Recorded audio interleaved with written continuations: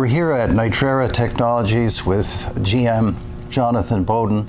This is an area that's really interesting. I've received, I don't know how many letters from people asking about metal finishes, primarily because the factories are constantly changing their finishes and then alleging that their finish is the best on the steel.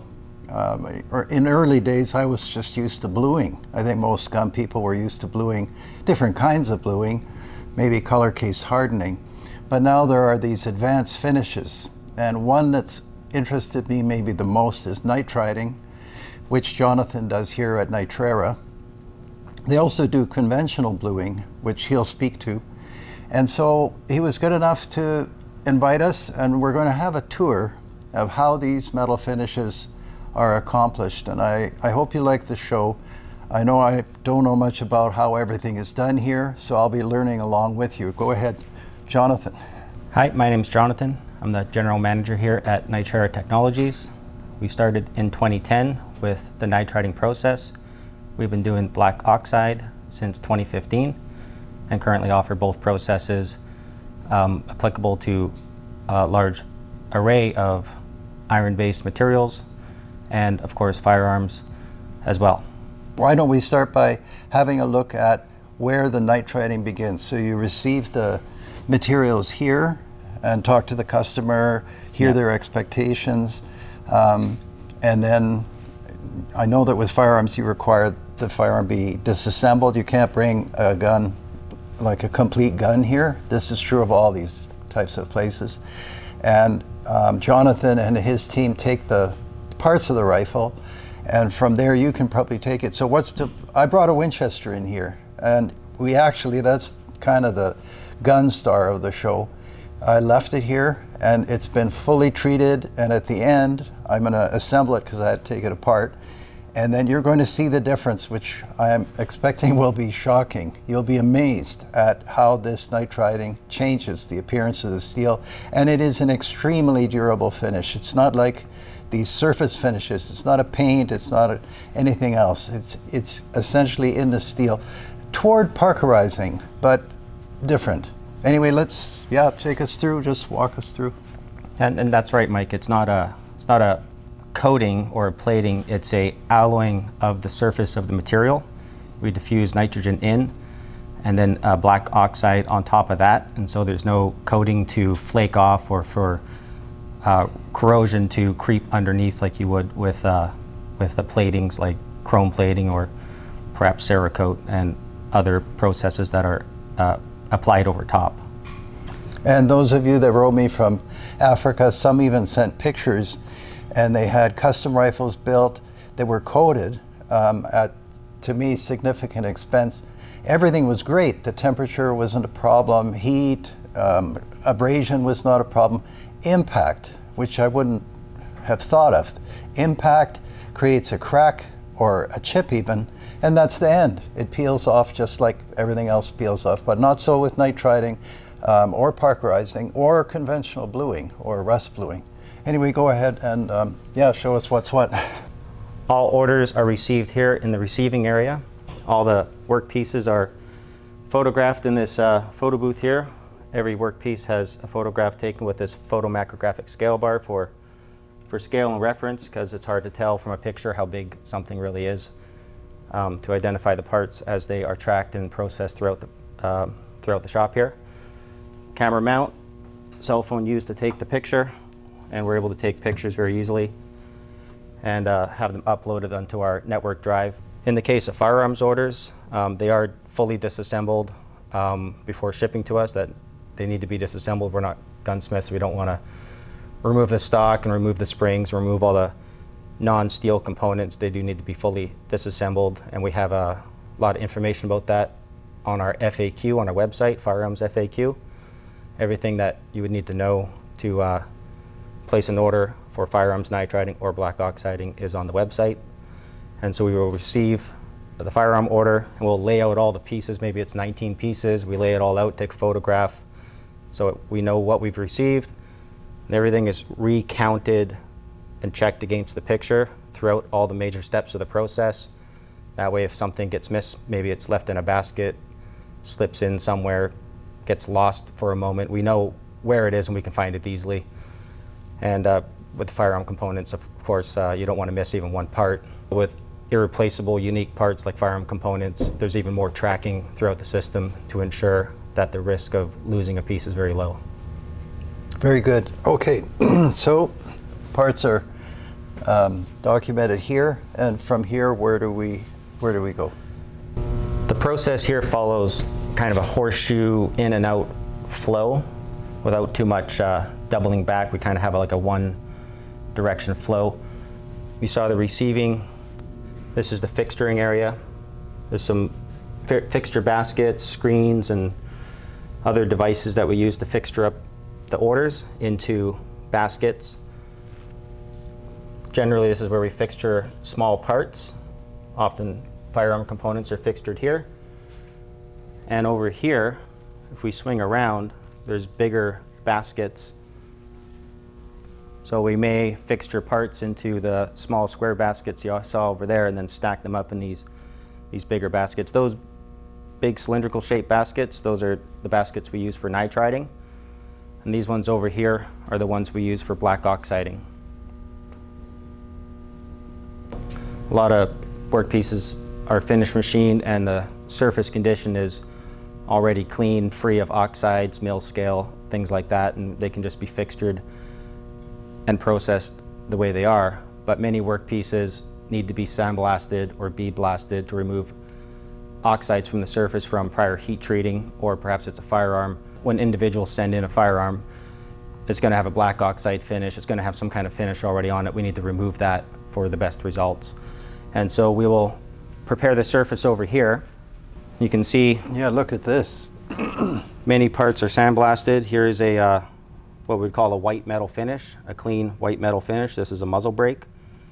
These are freshly manufactured in mass quantity, but just for the very best finish, these do get sandblasted before nitriding, even though they don't need it from a cleanliness perspective, but it's more about putting this matte texture on it, just to blend tool marks and have the best outcome of surface finish. And this is the nuts for the muzzle brakes. That's what I was just wondering about. Okay. Yeah, probably for these ones. Mm-hmm. Oh, no, it's for a different one. So we have an order of this muzzle brake, we have an order of this 338 nut. maximum caliber. 338, yeah. I'll have to get some of these. It's really interesting. How long does it take to get it to this condition, you know, with the blasting? Does it take a long time, or? It's pretty quick. In the cabinet. Oh, here's some in the cabinet now. Oh, let's look. There's a load of muzzle brakes in here now to be sandblasted. It's pretty quick, about as quick as you can handle the part. So you've got these gloves, you put your arms in there, you pick it up, you grab the blast gun, you thoroughly blast it at all angles, all around, and so maybe 30 seconds, 40 seconds per part to sandblast it, including load and unload time, something like that, maybe a minute.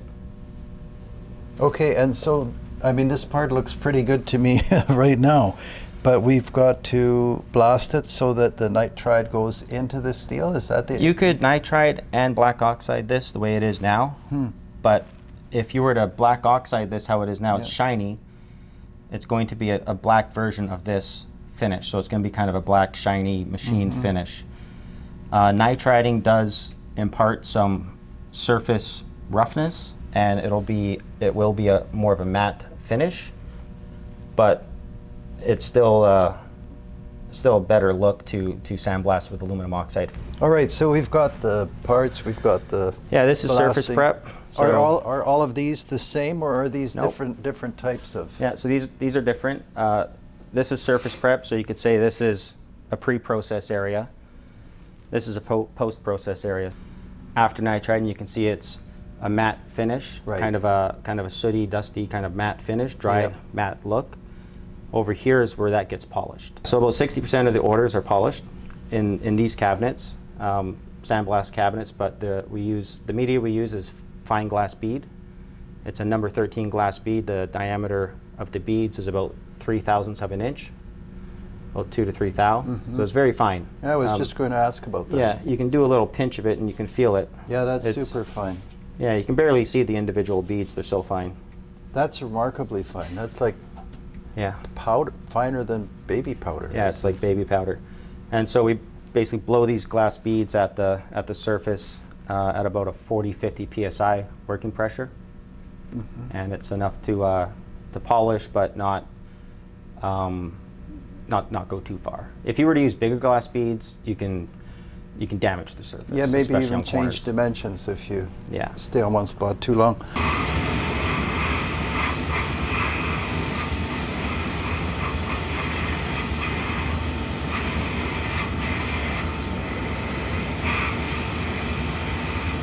Yeah, so these are the salt bath furnaces. This is where the nitriding actually happens. There's two salt baths. One is where the nitriding happens, and that's the alloying of the surface of the steel with nitrogen and a little bit of carbon. Technically, we do nitrocarburizing, commonly called nitriding. That's fine. There's many different kinds of nitriding, many different atmospheres. Just like in conventional heat treat, you could be in a gas atmosphere, you can be in a salt atmosphere. There's plasma nitriding, that's a different kind of atmosphere. We do the salt bath. I believe it's the oldest, first commercialized in the 60s. You'd have to fact check that. But that's the one we do. It's very simple and forgiving and easy to apply to a variety of different grades of materials. We can compose a batch of multiple customer orders, whether it's iron, stainless steel, alloy steel, carbon steel, all of that into one batch, and soak it in the nitriding salt bath for all the same amount of time, and get good end results for all of those products in that batch. Whereas with gas, and I believe plasma even more, different kinds of recipes are needed for different kinds of materials. The nitriding salt bath is a solution of a few different salts. The main one is sodium cyanate. In the old days, most salt bath nitriding was done with cyanide-based salts, and so there's still this kind of mass consciousness memory of salt bath nitriding being toxic and using cyanide and being bad for the environment and dangerous and all that, but that was long ago. So this is the non-toxic version of salt bath nitriding. The salts melt at about 900 Fahrenheit. We operate at 1055 Fahrenheit. And most batches are soaked for 2-hour total soak time at the 1055 Fahrenheit. That's a lot longer than I expected. Yeah. After a 2-hour soak in the nitriding bath at 1055 Fahrenheit, the batch is quenched in another salt bath. We call this the quench bath or the oxidizing bath. It does three things. It's a bit cooler, so it's about 300 degrees Fahrenheit cooler, so there's a bit of a temperature quench. There's a detoxification, and there's a black oxidization of the iron at the surface. That's where the black finish comes from. In the nitriding bath, that's where the nitriding occurs, alloying the surface of the steel. So you get the high hardness, low friction, low adhesion from the formation of iron nitride compounds at the surface and in the surface. If you were to dip some parts in the nitriding bath and take them out, they'll look gray, kind of a matte gray. That's the color of iron nitride compounds. Then you go into the oxide bath, come out, and now it's all black because it's a separate step. So it's basically nitriding plus black oxidizing, two things in one step. I was just going to ask, so when they come out, when they emerge, they're black? Yep. Okay. Yeah. All right. And then after about a 25-minute soak in the black oxidizing salt bath, the batch is quenched into a tank of water and brought down to ambient temperature and further rinsed in water to remove all the heat treating salts. Very good. And then as a final rinse, we have this hot rinse tank, and the batch will sit in there for about an hour for more rinsing, but more importantly, this is heated water, so when the batch is taken out and it's just in the air here, you basically have hot, wet parts, so they dry quickly. So we can get to the polishing or the oiling and packaging more quickly. Yep. Okay, I get it. Yeah, so this is our QC room. We have a little bit of a lab in here too. We test the composition of the nitriding salt bath at a regular interval to know how much cyanate level is in there, it actually has to be maintained between 34 and 38%. So we target about 36% sodium cyanate content. The nitriding bath it's a thermochemical process, and we're nitriding the parts, and that nitrogen has to come from somewhere. So it comes from the sodium cyanate. The sodium cyanate, I believe, if I recall correctly, it offers up 2 nitrogens and 1 carbon. Those go everywhere, but a lot of it goes into the steel. And losing the nitrogen and carbon, the sodium cyanate turns into sodium carbonate. So our sodium cyanates go down over time, and our sodium carbonates go up over time. So there's a regenerant, basically a nitrogen carbon bearing polymer pellets that we put into the bath that reacts with the carbonate, turning it back into, we're basically nitriding the bath, if you will. So we put that in, it reacts, turns the carbonate back into cyanate. So we nitride the parts, and then we nitride our bath. So this is the black oxide area where we do the what's commonly called gun bluing, or black oxide. The type of black oxide we do is the hot black oxide. The process temperature is 285 Fahrenheit. It's a solution of water and black oxidizing salts that is mixed, very concentrated, to the point where the boiling point is brought up from 212 Fahrenheit. That's the temperature water normally boils at. Boiling point is brought up to 285 Fahrenheit. So it's very supersaturated solution. Actually, if you were to let it cool down to room temperature, there's so much salt in there that it actually starts to form crystals, precipitate out, and build up at the bottom. So it's a very supersaturated solution. Again, it's done at 285 Fahrenheit. Soak time is about 40 minutes. Very short cycle compared to the nitriding, which is about 2 hours. Much simpler process, a lot fewer steps. Just pre-wash, black oxide, rinse, dry, oil, done. It's a lot easier. Yeah, there will be a lot of people that just want the black oxide finish. Others will want the nitriding and then the black oxide finish. Yeah, it all depends what you have in mind. But that's been a standby for a long, long time, that gun bluing. And it's still reliable. You must agree. It's a practical finish. Yeah, we do a lot of black oxide. Some things we can't nitride, or it's not right to nitride it. A lot of the stuff that's actually in the surface prep area right now, that stuff will get black oxided. Same with firearms. There are some parts that you may not be able to nitride. Maybe there's some springs in there and you can't get them out. You don't want to elevate springs to the temperature of the nitriding bath, because it's going to lose the heat treatment and the elasticity. So maybe you want to nitride that part, can't get the spring out. Okay, we can black oxide it. We can still refinish it and nitride what we can, but make everything black. Yep. Okay. When we verify the heat treatment, right, whether it's nitriding or even carburizing, other kinds of heat treatment, what we do is we section out some pieces of the specimen, and then we mount them in this resin. So what we do is we'll put the little pieces that we sectioned out, and then we'll go like that, and then we fill it with an acrylic a powder and a hardener, and then it hardens into this mount, and then we take it out of there and grind and polish at this station here until it's a mirror finish. And then we can put it on the stage of the microscope and then look through and zoom in and see the surface at 500x. And then calibrate. There's a little crosshair, and you calibrate, and you know exactly where you're going to make your indentation, and then you turn the turret from the viewing objective lens to the indenter, hit the button, it comes down, puts a certain load on the indenter, comes up, puts the load for like 10 seconds, then you go back to the objective, then you can see that indentation, and then measure it. And the harder it is, the less penetration, so the less of an impression made, so the less of a diagonal of that indentation. Okay, fantastic. I remember reading a little bit about this in connection with the Springfield actions that you remember way back? There was an early series of Springfield 03s. They were improperly heat treated. Some of the actions failed, some of the bolts failed.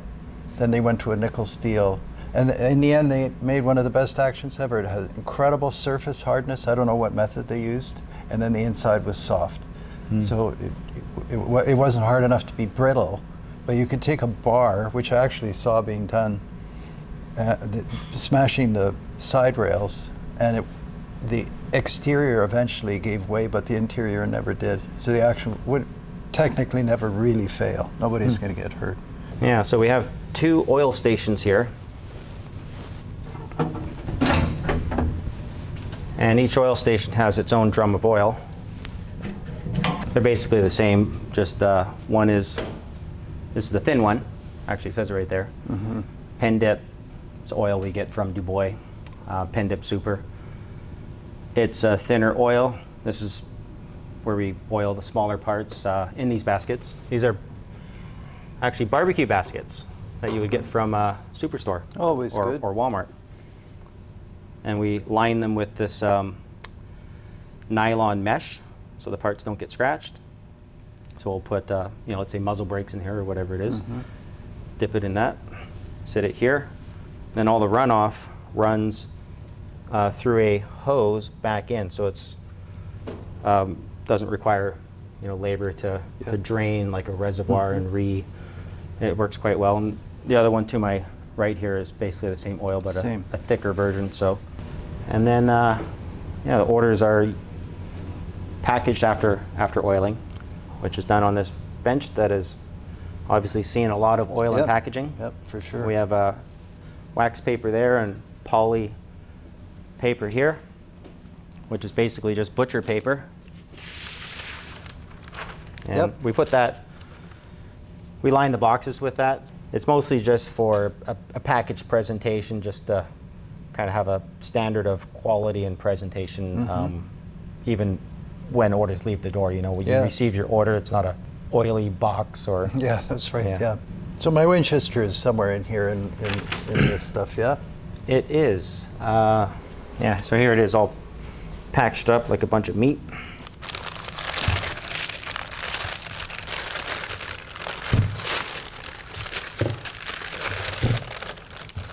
Oh, that looks great.